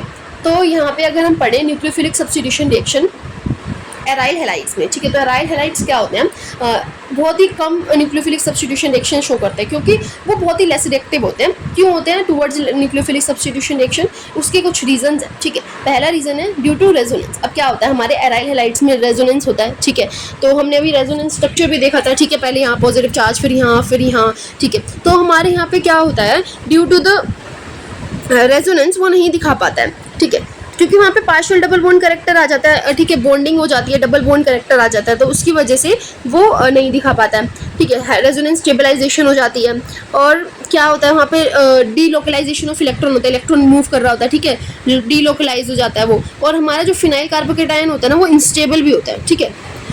तो इसी रीजंस की वजह से वो न्यूक्लियोफिलिक सब्स्टिट्यूशन रिएक्शंस नहीं दिखा पाता है, ठीक है। और अगर हम बात करें तो जो हमारा कार्बन होता है वो sp2 हाइब्रिडाइज होता है एराइल हैलाइड्स में, ठीक है, और वो मोर इलेक्ट्रोनेगेटिव होता है और उसकी जो स्ट्रेंथ होती है ना कार्बन को पकड़ने की वो ज़्यादा हो जाती है, तो वो मोर उसको अच्छे से पकड़ के रखता है, तो वो छोड़ता नहीं है, ठीक है। इसी वजह से वो वहाँ पे रिएक्शन नहीं हो पाती है, ठीक है, बाकी डबल बॉन्ड भी आ गया, तो इसी वजह से हमारे एराइल हैलाइड ज़्यादा न्यूक्लियोफिलिक सब्स्टिट्यूशन रिएक्शन शो नहीं करते हैं। बाकी अगर हम बात करें तो अगर हमारे इसमें इलेक्ट्रॉन विड्रॉइंग ग्रुप लगा हुआ है, ठीक है, इलेक्ट्रॉन विड्रॉइंग ग्रुप जो लगा हुआ है तो वो ज़्यादा न्यूक्लियोफिलिक सब्स्टिट्यूशन रिएक्शन शो करते हैं। इलेक्ट्रॉन विड्रॉइंग ग्रुप में आ जाते हैं NO2 आ गया, SO3H आ गया, ये सारे हमारे इलेक्ट्रॉन विड्रॉइंग ग्रुप्स होते हैं। अगर मैं और एग्जांपल्स की बात करूँ इलेक्ट्रॉन विड्रॉइंग ग्रुप के, ठीक है, तो हमारे जो इलेक्ट्रॉन विड्रॉइंग ग्रुप होते हैं उसमें आ गया हमारा NO2, देन हमारा साइनाइड ग्रुप, CN ग्रुप, ठीक है, हमारे जितने भी हेलोजन्स हो गए वो आ जाते हैं, कार्बोनिल ग्रुप आ गया, COOH ग्रुप आ गया, ये सारे हमारे इलेक्ट्रॉन विड्रॉइंग ग्रुप हैं, ठीक है। और अगर हम बात करें इलेक्ट्रॉन डोनेटिंग ग्रुप के, इलेक्ट्रॉन विड्रॉइंग ग्रुप यानी कि जो विड्रॉ कर रहे हैं, ठीक है, ठीक है, जो ले रहे हैं, ठीक है। और अगर हम बात करें इलेक्ट्रॉन डोनेटिंग ग्रुप के, ठीक है, तो इलेक्ट्रॉन डोनेटिंग ग्रुप में हमारे आ जाते हैं OH ग्रुप, इलेक्ट्रॉन डोनेटिंग में आते हैं हमारे OH group, amino group, NH2 group, ठीक है, NO2 उसमें इलेक्ट्रॉन विड्रॉइंग होता है, NH2 हमारा इलेक्ट्रॉन डोनेटिंग होता है, ठीक है। देन हमारा जितने भी एल्काइल ग्रुप्स होते हैं CH3 वाले ग्रुप्स वो सारे इलेक्ट्रॉन डोनेटिंग ग्रुप्स होते हैं, ठीक है। तो ये आपको कुछ इलेक्ट्रॉन विड्रॉइंग और इलेक्ट्रॉन डोनेटिंग ग्रुप्स के एग्जांपल्स पता होने चाहिए, ठीक है। तो हम यहाँ पे बात क्या कर रहे हैं, एराइल हैलाइड्स जो होते हैं जिनके पास इलेक्ट्रॉन विड्रॉइंग ग्रुप होता है, ठीक है, वो हमारे ऑर्थो और पैरा पोजिशंस पे होते हैं, तो वो nucleophilic substitution reaction easily show कर देते हैं। तो यानी कि अगर इलेक्ट्रोफिलिक किसी भी उसमें इलेक्ट्रॉन विड्रॉइंग ग्रुप लग रहा है तो वो ज़्यादा न्यूक्लियोफिलिक सब्स्टिट्यूशन रिएक्शन शो करेगा, ठीक है। तो यहाँ पे क्या हो रहा है, यहाँ पे हमारी ये एराइल हैलाइड था, ठीक है, यहाँ पे हमने रिएक्शन कराई NaOH डाला एट 623 केल्विन 300 ATM। तो यहाँ पे क्या हो रहा था, ये रिएक्शन इजीली नहीं हो पाती है, ठीक है। तो अगर हमें ये रिएक्शन करानी है, ठीक है, तो हमने यहाँ पे क्या करा, NO2 लगा दिया। अब NO2 क्या कर रहा है, NO2 एक इलेक्ट्रॉन विड्रॉइंग ग्रुप है, और मैंने बताया था अगर इलेक्ट्रॉन विड्रॉइंग ग्रुप एक अटैच हो जाए अराइल हैलाइड के साथ तो वो इलेक्ट्रोफिलिक न्यूक्लियोफिलिक सब्स्टिट्यूशन रिएक्शन को इजी बना देता है। ठीक है, तो पहले तो रिएक्शन बहुत हार्ड थी, ठीक है, करना, तो लेकिन अगर जैसे ही हमने यहाँ पे इलेक्ट्रॉन विड्रॉइंग ग्रुप को अटैच किया तो इजीली रिएक्शन हो पा रही थी। यानी कि पहले जैसे 623 केल्विन पे हो रही थी, अब हमने क्या किया, इलेक्ट्रॉन विड्रॉइंग ग्रुप अटैच कर दिया तो वो कम टेम्परेचर पे भी हो पा रही है, तो 443 केल्विन पे ही हो गई हमारी रिएक्शन।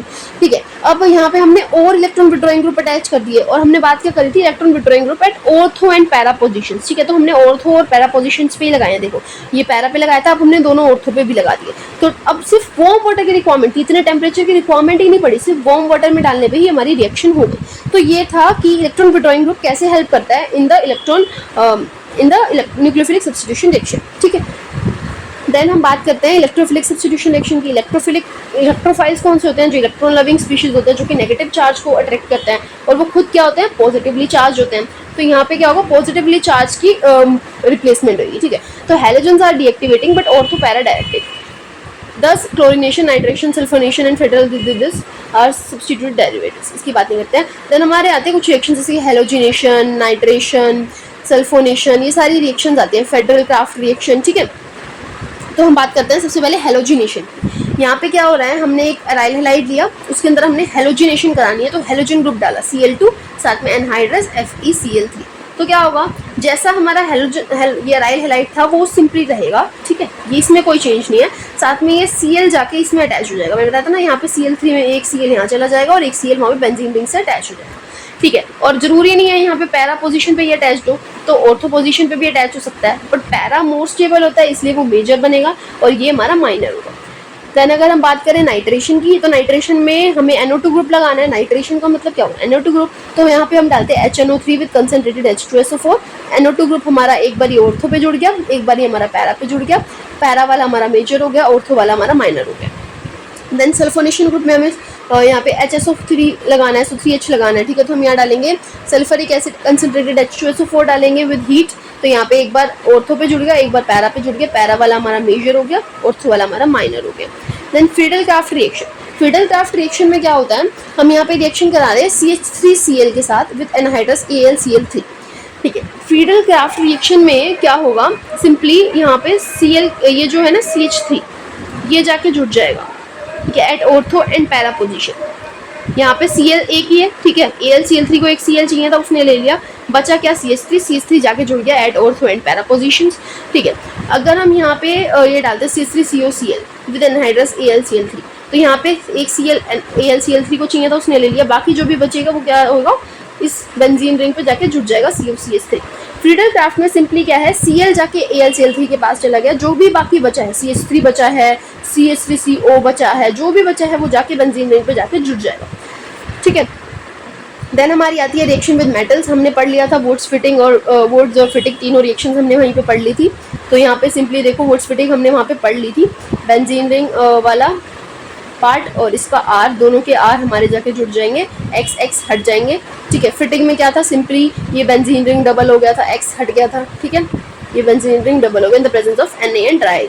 ठीक है, देन हमारी आती है एक उल्लमन रिएक्शन। उल्लमन रिएक्शन में क्या होता है, अगर हम लेते हैं आयोडोबेंजीन, ठीक है, आयोडोबेंजीन को अगर हम लें, ठीक है, और यहाँ पे कॉपर पाउडर डाल दें, तो यहाँ पे भी क्या होता है, आयोडीन हट जाएगा और सीधा ये हमारी डबल हो जाएगी। ठीक है, देन डायहेलोजिनेशन डेरिवेटिव्स।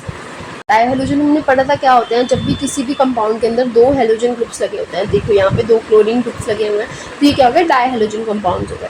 लेकिन अब क्लोरीन को हम अलग अलग तरह से लगा सकते हैं, जैसे यहाँ पे मैंने एक ही कार्बन पे दोनों क्लोरीन को अटैच कर दिया, ये डायहेलोजन तो है लेकिन किस टाइप का है, यहाँ पे मैंने अलग अलग कार्बन पे एक एक क्लोरीन को अटैच किया। पूरे कंपाउंड में दो हेलोजन है तो डायहेलोजन है, लेकिन एक कार्बन पे एक ही अटैच है।